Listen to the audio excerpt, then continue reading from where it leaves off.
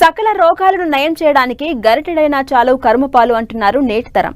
ఒకప్పుడు చదవకపోతే గాడిదలు కాస్తావా అంటూ వెటకారం చేసేవారు పెద్దలు. కానీ నేడు అదే గాడిదలు కాచి ప్రతి నెల లక్షలు ఆర్జిస్తున్నారు కొందరు రైతులు.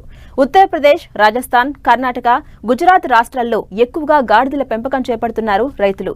గాడిద పాలతో అనేక రోగాలు తగ్గుతాయని ఆయుర్వేద వైద్యం సూచిస్తుండటంతో వినూత్నంగా ఇప్పుడు గాడిద ఫామ్లు ఏర్పాటు చేస్తున్నారు రైతులు. ఇతర రాష్ట్రాలకి పరిమితమైన ఈ ఫామ్లు ప్రస్తుతం ఆంధ్రప్రదేశ్ రాష్ట్రంలోని ఏలూరు జిల్లాలో పలుచోట్ల గాడిద పాల వ్యాపారానికి పూనుకుంటున్నారు.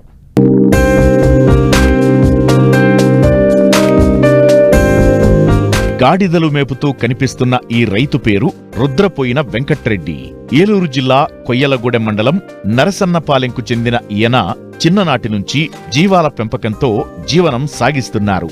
ఇటీవల కాలంలో గాడిద పాల ద్వారా అధిక లాభాలు వస్తున్నాయన్న సమాచారంతో సుమారు 7 లక్షల వ్యయంతో కాట్వాడి, టోక్యో జాతికి చెందిన 2 రకాల గాడిదలను 40 కొనుగోలు చేశారు. గొర్రెలు, మేకలతో పాటు గాడిదలను సైతం పెంచుతున్నారు.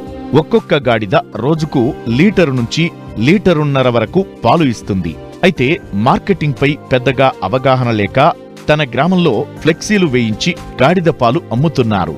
ఫస్ట్ నుంచి కూడా మేము ఈ జీవాల్లోనే ఉంటున్నామండి. గొర్రెలు గట్ట మా తాతల కాడ నుంచి గొర్రెలే కాసుకుంటున్నామండి. అయితే ఫస్ట్ నుంచి 1, 2 ఉండేయండి గాడిదలు మా దగ్గర.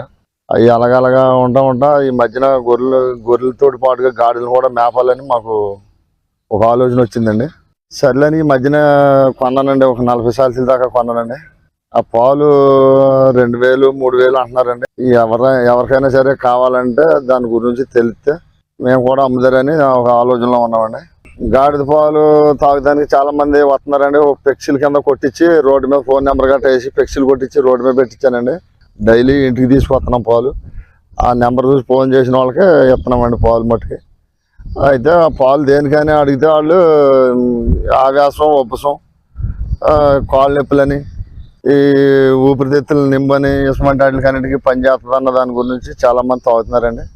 అయితే వీటిని ఇంకా ఎదరికి మనం తీసుకెళ్ళాలా, ఏదన్నా డైలీ సేల్స్ అవుతుంది కోసం మా దగ్గర ఎలా చూసుకున్నా డైలీ ఎలా చూసినా 4 లీటర్లు 5 లీటర్ల పాలు అవుతాయండి. డైలీ తీస్తాం. మేము తీర్తలేదండి ఇప్పుడు వరకు. అవి ఆ పిల్లలే తాగుతున్నాయి. ఎవరన్నా కావాలని నెంబర్ చూసి ఫోన్ చేస్తే తీసి అమ్ముతున్నామండి. మేము ఏదో లీటర్ 2000 అన్నామండి. ఆ 2000 చొప్పున ఎవరో ఒకళ్ళు వచ్చి మాకు ఫోన్ చేసి మాకు లీటర్ కావాలా, 1/2 లీటర్ కావాలన్న వాళ్ళకే మేము ఇస్తున్నామండి. అయితే ఫామ్లో పెట్టిన కాడ నుంచి వాటికి మేతగా సౌకర్యం గట్రా సరిగ్గా కుదురుతలేదు. చాలా చూస్తున్నామండి. అక్కడక్కడ ఈ ఫామ్లో పెట్టినట్లు చూస్తున్నాం. బాగా బక్సిక్కిపోయి ఉంటున్నాయండి అవి.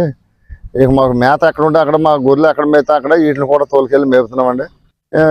దూడ కూడా బాగుంటుందని దాన్ని బట్టి మేము ఒక పొలాలు అమ్మటం ఎక్కడ మేత ఉంటే అక్కడ, మా ఊరికి కనీసం 50 కిలోమీటర్ల దూరంలో ఎక్కడ మేత ఉంటే అక్కడ గొర్రెలతో పాటు తోలుకెళ్ళి మేపుతున్నామండి. ఇప్పుడు ఇంత మటుకు కొనడానికి ఒక 7 లక్షల చిల్లర అయిందండి. కొనుక్కొచ్చాను. ఎవరికైనా సరే పాలు కావాలని ఎక్కడన్నా దాని గురించి తెలిస్తే మాత్రం మేము పంపించగలుగుతానండి పాలు.